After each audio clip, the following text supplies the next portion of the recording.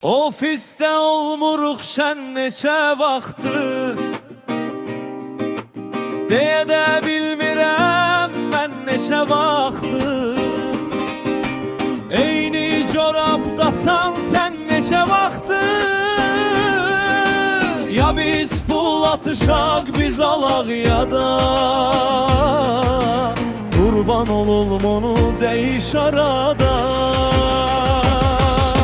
Ad günümə xeyli qonaq çağırdım,